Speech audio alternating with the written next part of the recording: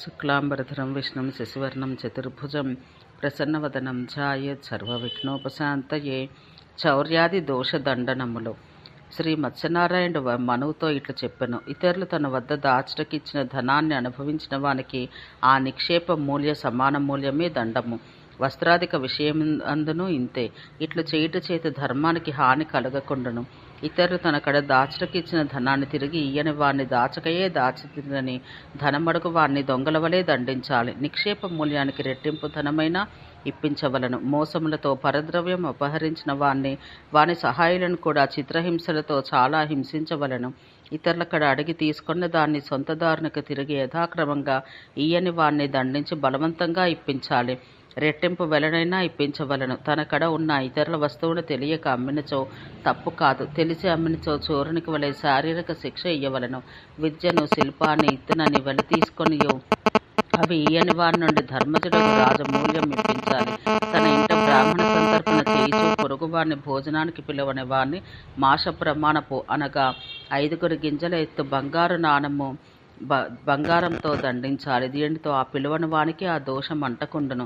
ఆమంత్రణం చేయబడి ఒప్పుకున్న బ్రాహ్మణుడు ఏందిండియు అందుండియు నిష్కారణంగా పోనిచో వానికి 800 దమ్మములు దండంగా విధించాలి. ఇత్తునని ఒప్పుకున్న వానికి ఇయ్యని వానికి 1 సువర్ణము దండంగా విధించాలి. తన స్వామి ఇచ్చిన ఆజ్ఞను పొగరుతో చేయని సేవకునికి 8 కృష్ణజలములతో 1 గురిగింజ తూకపు బంగారు నాణెం దండం విధించాలి. వాని వేతనం ఇయ్యకుండవలను. చాలా కాలం నుండి తాను చేయించుకున్న పనికై భృత్యునికి కాలంలో వేతనమియని వాణ్ణి, అకాలంలో భృత్యుని విడిచిన వాణ్ణి 100 కార్షాపణములతో దండించవలను.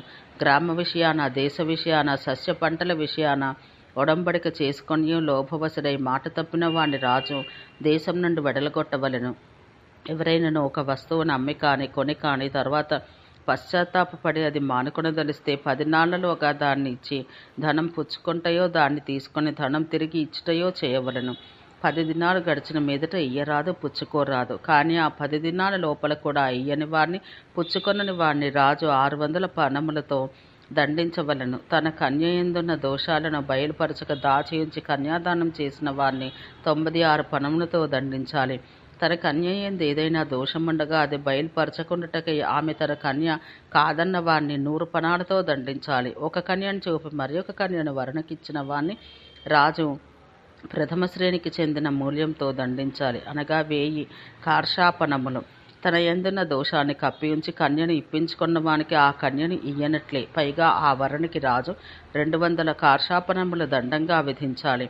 తన కన్యను మొదట ఒకనికి దానం చేసి కానీ ఇతనని మాట ఇచ్చి కానీ ఆమెనే మరల ఇంకొకనికి ఇచ్చిన వానిని రాజు ప్రథమ శ్రేణి దండంతో దండించాలి. ఒక వస్తువును ఒకనికి అమ్ముటకు శపథపూర్వకంగా మాట ఇచ్చిన దాన్ని మరి ఒకనికి అమ్మువాణ్ణి 600 కార్షాపణములతో దండించాలి. తన కుమార్తెకు ఆమె అత్త ఇంటి వారు కానీ ఇతర బంధువులు కానీ చదివించిన కానుకలు మొదలగు వాణ్ణి అమ్మిన వాణ్ణి, అవి తన యొద్ద లేనే లేవని నిరాకరించిన వాణ్ణి వాని వెలకు రెట్టింపు వెలతో దండించాలి అని ధర్మ వ్యవస్థ చెబుతున్నది.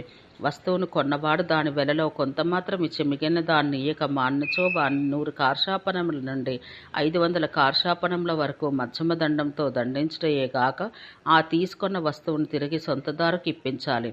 పశువును కాచెదను మేపెదను అని అందుకై వేతనం తీసుకొని దాన్ని కాపాడక మేపక దాని పాలు పిండుకొని పశుపాలని రాజు 100 నవరసులతో దండించవలను. ఈ విధించిన దండంను చెల్లించిన తర్వాత తన స్వామిచే తన దేహంన తన అపరాధపు గుర్తు వేయించుకొని ఆ మొదటి పని విడవవలెను.